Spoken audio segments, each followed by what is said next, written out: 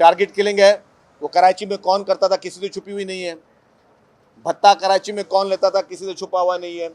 बोरीबंद लाशें कराची को कौन देता था किसी से छुपा हुआ नहीं है। नो गो एरियाज पहले कराची में थे। नो गो एरियाज आपको भी याद है, कराची के हमारे दोस्त हैं कि नो गो एरियाज थे। अब कराची में कोई नो गो एरिया नहीं है। हर शहरी जिस वक्त चाहे पूरी रात जहाँ पे जा सकता है, कोई नो गो एरियाज नहीं। तो ये सारी चीज़ें जो है वो मेरे ख्याल से मुनासिब नहीं है। और मैंने देखा है कि एमक्यूएम की तरफ से कभी कभी उनके रहनुमा भी इस तरह के शोला अंगेज़ बयानियाँ देते हैं, और उनके जो रहनुमा हैं जो शोला अंगेज़ बयान देते हैं फिर वो वापस भी लेते हैं, फिर माफ़िया भी मांगते हैं। इनके एक लीडर साहब ने पहले चेयरमैन नैब के लिए बहुत बुरा भला बोला, 2 दिन के बाद फिर उसी चेयरमैन नैब से माफ़ी मांगी। फिर उसी लीडर ने अभी जो है कोर्ट में प्रेस कॉन्फ्रेंस की बड़ी फुर्तियों के साथ, बड़ी भड़कियों के साथ, फिर 2 दिन के बाद बोल के माफ़ी मांग के कि जी मेरा मकसद ये नहीं था।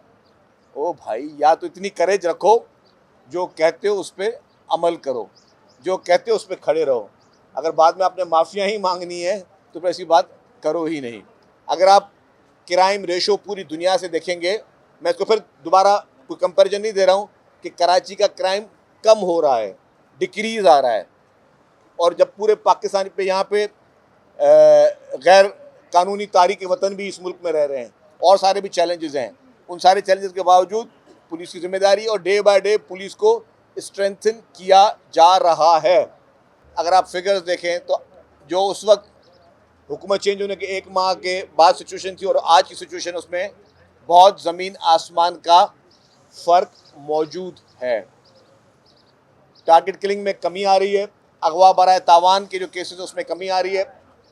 ये यकीनी तौर पर मैं कह सकता हूँ कि हर कीमती जान का जो भी लॉस है उसको हम समझते हैं कि वो हमारा लॉस है।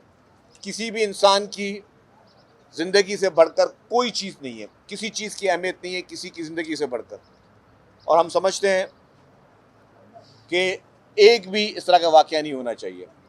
लेकिन उस बिना पर जैसे एमक्यूएम चंद दिनों से नज़र आ रहा है आप लोगों को कि जानबूझकर ऐसा कभी माहौल पैदा करने की कोशिश करती है या इस तरह की कोई कोशिश कर रही है कि इसको भी इनकैश किया जाए, क्योंकि उनकी अपनी सियासत एमक्यूएम की जो है वो इस वक्त सबके सामने है। एमक्यूएम का मैंडेट भी सबके सामने है, किसी से छुपा हुआ नहीं, और एमक्यूएम की सियासत भी सबके सामने है, किसी से छुपी हुई नहीं है। अल्हम्दुलिल्लाह आज क्वेश्चन आवर था, होम डिपार्टमेंट का ही क्वेश्चन आवर था, और होम मिनिस्टर साहब जवाब भी दे रहे थे और सवालात भी आ रहे थे। और सवालात क्या आ रहे थे? लोग ये पूछ रहे थे कि जी पहले कराची में टारगेट किलिंग होती थी, पहले कराची में बोरीबंद लाशें मिलती थी, पहले कराची में भत्ता लिया जाता था, पहले कराची में हड़तालें होती थी, पहले कराची में एक एक दिन में 30-30, 40-40 मासूम इंसानों की जानें ली जाती थी। मुझे तो बड़ा अफसोस हुआ कि आज ये सवाल उठा कौन रहा है।